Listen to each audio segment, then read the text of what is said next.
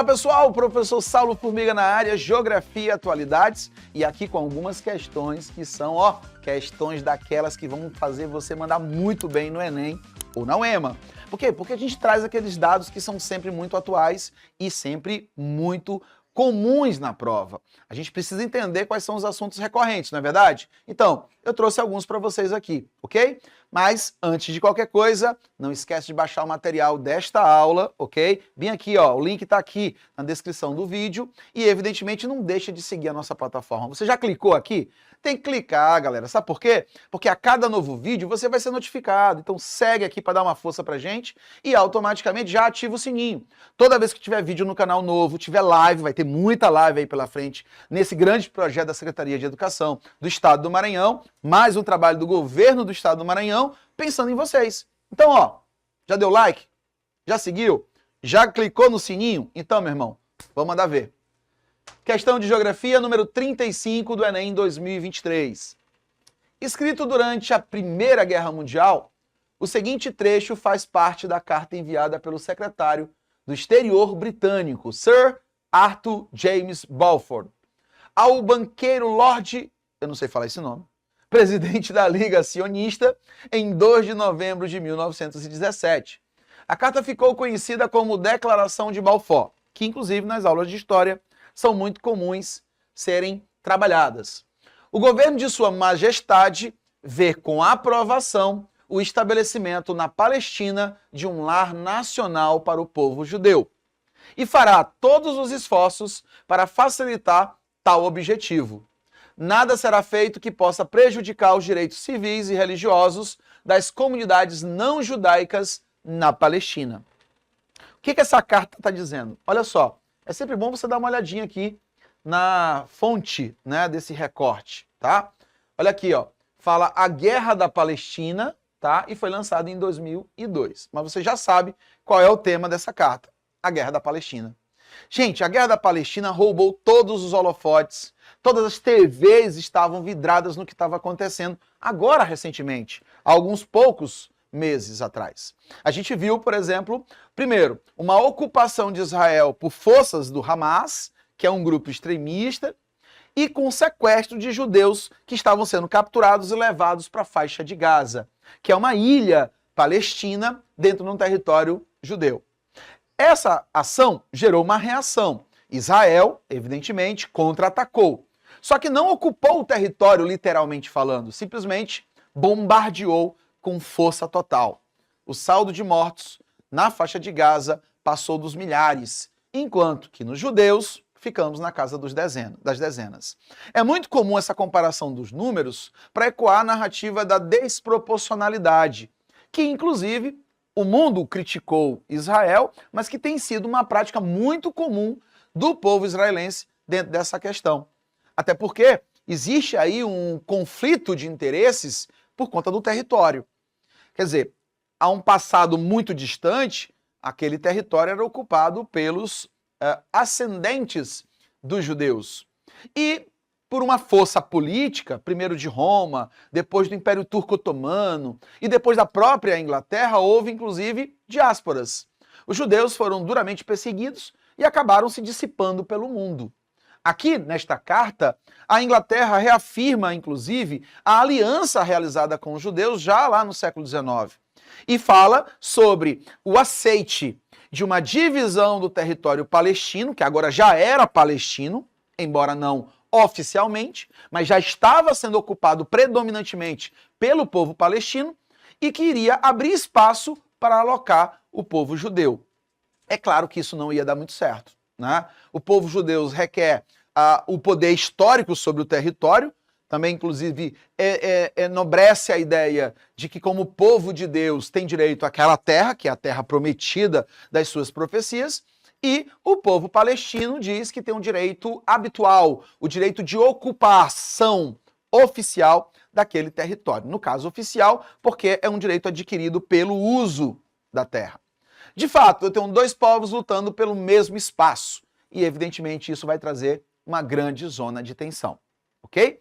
Então, a carta deixa claro que a Inglaterra está prometendo aos judeus não medir esforços para poder fixá-los no seu lar nacional E também deixa de uma forma um tanto tangente a ideia de que não vai atacar os direitos civis do povo palestino. O problema é que o povo palestino não aceitou essa entrada, essa incursão, essa intromissão do território palestino pelo povo judeu. E com isso, acabou criando o conflito, a chamada Guerra da Independência em 1948. De lá para cá, evidentemente, os ânimos vivem se exaltando. O único momento que a gente assistiu um apertar de mãos oficialmente foi basicamente ali em 92, 91, 92, nos Estados Unidos, mediado pelo Bill Clinton, que era então presidente dos Estados Unidos. Só que lá, infelizmente, o acordo não durou muito tempo. Algumas semanas depois, o primeiro-ministro de Israel foi assassinado por mãos de um judeu extremista. Ou seja, o extremismo faz parte da região dos dois lados. Eu tenho extremismo no meio dos judeus e eu tenho extremismo no meio dos palestinos, tá? Então, muito cuidado com as narrativas nessa questão. Olha só, a análise do resultado do processo em questão revela que o governo inglês foi incapaz de garantir seu objetivo de... Quando ele manda a carta, ele está dizendo o seguinte: judeus, nós concordamos com a entrada de vocês na Palestina, mas não vamos tolerar ferir os direitos civis daqueles que já estão no território. Então, basicamente, o que ele está te dizendo é que a proposta dos ingleses era fazer a partilha do território de uma maneira harmoniosa, fazendo com que as garantias civis fossem todas mantidas, tanto para o povo palestino que estaria perdendo terras, quanto para o povo judeu que estaria entrando nestas terras já ocupadas. Percebam que é uma zona de tensão inigualável. Então, letra A, promover o bem-estar social. B, negociar o apoio muçulmano. C, mediar os conflitos territoriais. D, estimular a cooperação regional. E E, combater os governos autocráticos. Bem, nesse caso, voltando para a carta, olha o que o início da questão diz. Escrito durante a Primeira Guerra Mundial. Quem era a grande potência durante a Primeira Guerra Mundial? A Inglaterra era a principal. O seguinte trecho faz parte da carta enviada pelo secretário do Exterior britânico, certo? Ao banqueiro Lord Rothschild, presidente da Liga Sionista. Olha só, a Liga Sionista é um movimento nacionalista dos judeus. Era um movimento que tinha como objetivo reafirmar o povo judeu dentro da terra prometida, que por acaso era a Palestina. Então ele está confirmando para os judeus a sua dedicação na resolução da questão da falta de terra para este povo. Os judeus não tinham terra própria e por isso diziam que eram constantemente perseguidos. Então todos os povos têm direito à sua autodeterminação. Isso vale para os judeus, vale para os palestinos, vale para os curdos. É bom você dar uma lida na questão dos curdos. Os curdos querem formar o seu Kurdistão, que é terra dos curdos, tá? Esse prefixo kurdistão, ele representa terra de, então terra dos curdos. Os curdos vivem ali entre o Iraque, o Irã, a Síria, a Turquia e reivindicam terras suas. Só que no passado, muito remoto, os curdos eram povos nômades. E como povos nômades, não tinham apreço à terra de uma maneira fixa. Isso só veio acontecer depois de muitos séculos, principalmente após vários anos de perseguição constante, sobretudo vindo de Saddam Hussein no Iraque. Tá? Então, como ele está aqui negociando a ocupação das terras, você vai marcar letra C. Mediar os conflitos territoriais. Por quê? Ele está falando aquilo que o governo inglês foi incapaz de garantir. Ele não conseguiu garantir uma mediação harmoniosa, como ele tinha anunciado. Ele não conseguiu garantir a segurança dos palestinos, porque tão logo Israel foi oficializado pela ONU, a Palestina, não reconhecendo a presença dos judeus, entra em conflito. E nesse conflito a gente vai assistir uma série de outros embates em que os judeus, inclusive, acabam expandindo seus domínios sobre as terras palestinas. Jerusalém, por exemplo, que era uma cidade totalmente palestina, hoje é dividida com os judeus. Então houve uma expansão territorial do povo judeu dentro da Palestina e os palestinos não tiveram os seus direitos civis garantidos. Então isso, evidentemente, mostra uma incapacidade do governo inglês, ou uma incapacidade por incompetência, ou uma incapacidade propositiva, proposital. Exatamente porque havia uma aliança muito forte com o povo judeu. E sim, a gente vai continuar assistindo, inclusive, muitos conflitos entre esses dois povos, exatamente por conta das tensões criadas ao longo da história. Então pode marcar letra C. Próxima. É uma questão clássica do Enem, isso aqui já caiu acho que umas 3 vezes na prova. Isso aqui é um mapa que a gente chama de projeção azimutal, não esquece disso. É um mapa que representa o polo, nesse caso, o Polo Norte. Eu tenho o Polo Norte no centro do mapa e na periferia as regiões mais próximas do Equador. Aqui eu tenho o continente africano, aqui eu tenho o continente americano e aqui eu tenho a Oceania. Então veja, eu consigo ver o mundo todo de uma visão superior, olhando de cima. A projeção da ONU, isso aqui é o mapa da ONU, ele traz o plano centralizado no Polo Norte, porque o Polo Norte ele não pertence a ninguém. Não existe uma oficialidade em termos de nacionalidade. Então, ele tem um caráter neutro. Como ele tem um caráter neutro, a ONU acaba tentando captar esse tipo de valor. Até porque a ONU, como uma instituição internacional, ela tem que passar uma ideia de neutralidade para tratar os assuntos globais. Embora a gente saiba que não é bem por este caminho na prática. Mas veja, ó, a intencionalidade geopolítica agregada ao símbolo da Organização das Nações Unidas ocorre porque a imagem, olha só, a imagem, ela tem uma intenção, como eu falei para vocês, passar uma ideia de centralidade e neutralidade. Centralidade porque eu estou olhando para todo o mundo, mas neutralidade porque eu estou olhando a partir de um ponto que não é de ninguém. O Polo Norte não é de ninguém. Então veja, ó, letra A, inverte a localização dos países no globo? Não. Cada país está exatamente na sua posição, embora privilegie um olhar para o norte. B, centraliza a posição dos países do norte. Nesse caso, centraliza com que sentido? De dar poder. Reduz a escala no traçado dos países periféricos. Se eu estou olhando pelo prisma do Polo Norte, eu não vou reduzir esse traçado, tá? Na verdade, há uma alteração que deforma, inclusive, a forma dos continentes.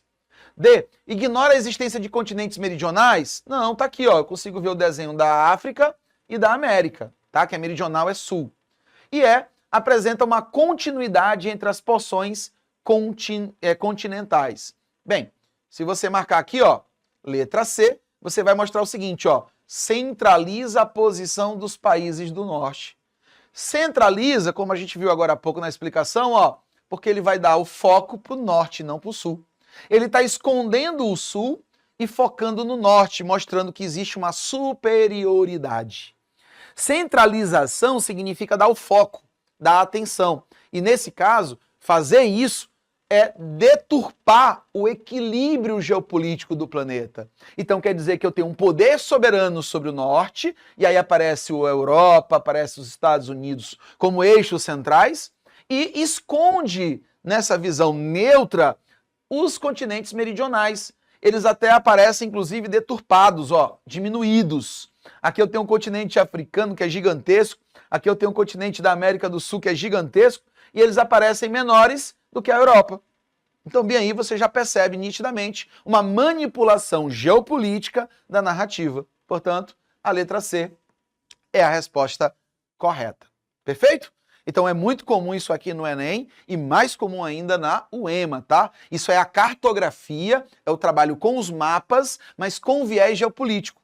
A gente tem uma fala muito comum na cartografia que diz que todo mapa é um instrumento geopolítico. E aí eu deixo como dica para você nesse tema que você estude um pouquinho da comparação entre os mapas de Mercator, século XVI, e o mapa de Arnold Peters, do século XIX. Quando você compara esses dois mapas, você percebe que a linguagem deles é completamente diferente. Os dois mostram o mapa mundi, só que sobre um olhar, sobre uma ideologia e uma tendência diferente. Enquanto no de Mercator eu tenho o eurocentrismo reinando, mostrando as colônias menores do que são e as metrópoles maiores do que deveriam, empoderando-as, lá no de Peters eu tenho um reconhecimento dessa diferença. O Brasil, por exemplo, no de Peters, aparece muito maior do que ele era no de Mercator, porque de fato ele era muito maior. Se você comparar, eu deixo como sugestão você olhar para a Groenlândia.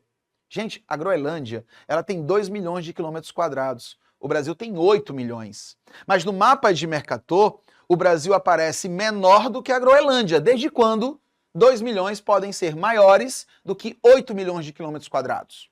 A área da Groenlândia é praticamente um quarto da do Brasil. Então a Europa usou da cartografia para expor um poder, exatamente como fez no mapa da ONU, tá? Uma representação que distorce a realidade. Então é um processo de empoderamento, sim, mas um processo de empoderamento que é desvirtuoso. E isso, evidentemente, atenta contra as nações periféricas.